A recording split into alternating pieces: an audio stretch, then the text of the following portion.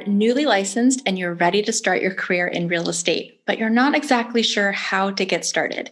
In this video, I'm going to share why you should not start your career as a real estate assistant, and I'll offer some alternative roles that will help you hit the ground running.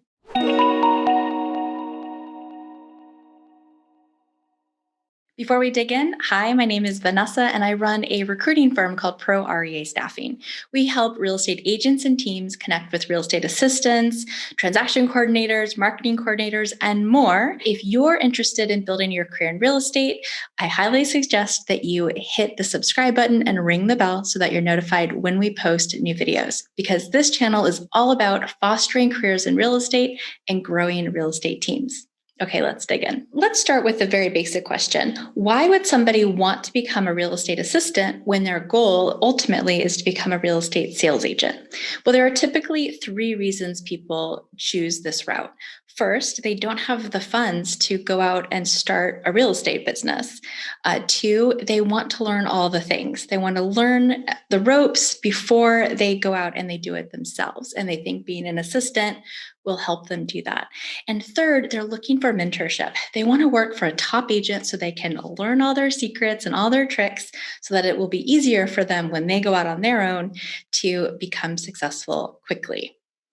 So let's talk about why all of these are really bad reasons to become a real estate assistant. Okay, first of all, let's talk about saving money so that you can then become a sales agent.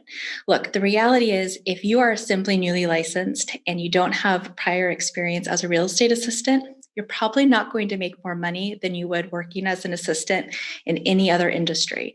In fact, depending on where you live, you could probably make more money as a waiter or waitress in a high-end restaurant and be able to put more money away than if you became a real estate assistant. So if you're becoming an assistant to save money so you can go out on your own, it's probably not the best reason to take that job. Okay, number two, you want to learn all the things. You want to learn about the transactions and what a listing process looks like and how to manage a transaction so that you're ready when you go out on your own. So here's the hard truth about that. You need to learn sales skills. You can learn all day long about how to manage a transaction, but if you don't know how to go out and get a transaction, none of that matters. And here's the other truth. There are plenty of very successful agents, like million-dollar producers, who are terrible, absolutely terrible at the back-end stuff, at the listing coordination and transaction coordination. You can hire someone to do those things for you. What's really hard to hire out is that sales piece. So you should be focusing on building your sales skill set, not your administrative skill set, if what you really want to do is sell real estate. Okay, third, let's talk about this mentorship piece, this idea that I'm going to work for a top producing agent. I'm going to learn all their tips and tricks and how they do things so that I can be more successful when I go out on my own. Look, your agent is hiring you to do all the things they don't like to do, aren't good at, don't want to do. They're busy selling real estate. They're not there to mentor you. And if you're not good at those tasks, the admin tasks, the following up, the supportive tasks, you're not going to stick around long anyways. And if they get any whiff of any idea that what you really want to do is sell real estate, they're not going to hire you. Why would they, right? Why would somebody hire someone and train them and invest time and money and resources in building their skill set up only for that person to leave and be their competition?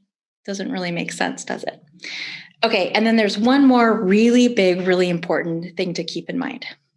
The skill set and behavior style and personality profile of a successful real estate agent is very different from that of a real estate assistant.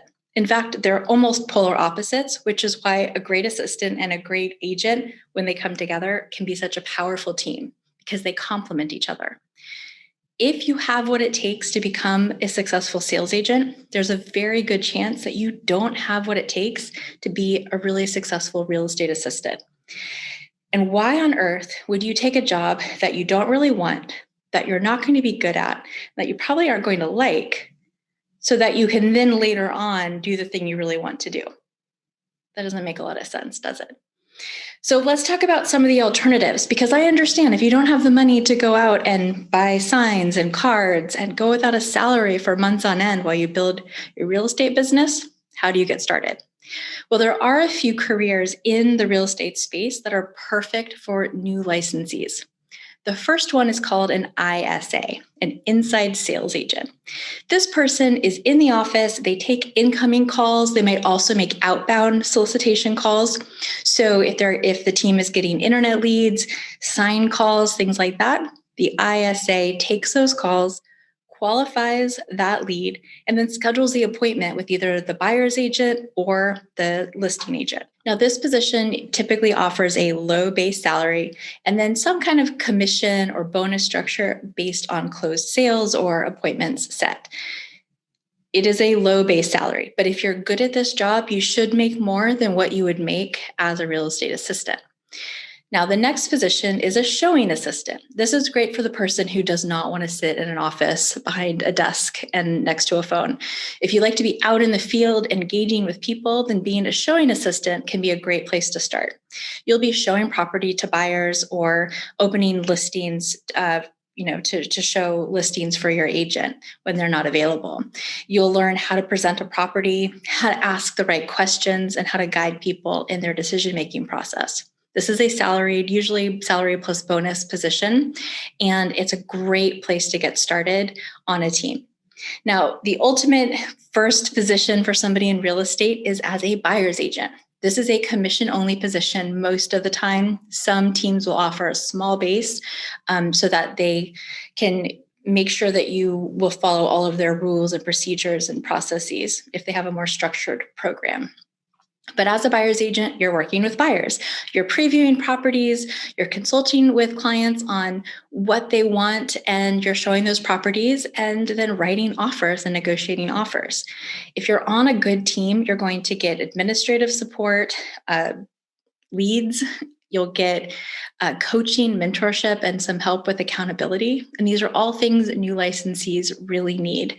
And frankly, you can make more money as a buyer's agent on the right team than you might be able to make as a solo agent on your own until you've really built up your business. So it's a great place to start. And in Southern California, you could easily make six figures in your first year as a buyer's agent.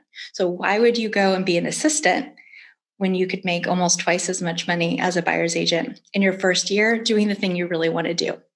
Now, it's important that you pick the right team to work with. And I have a video with an agent named Jimmy Reed, and I'll link to that above.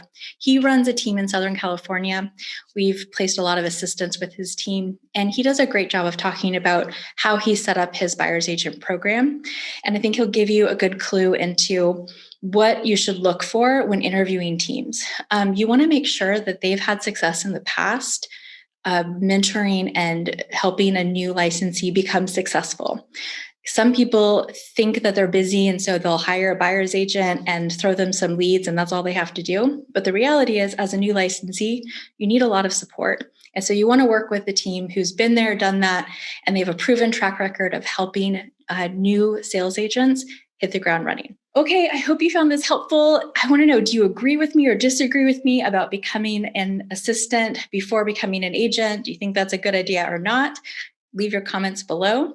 If you are looking for a role as a real estate assistant, transaction coordinator, marketing coordinator, any of those roles, make sure that you go to proreastaffing.com and check out our open jobs. We would love to talk to you. Hey, and don't forget to like and subscribe. I'll see you on the next video.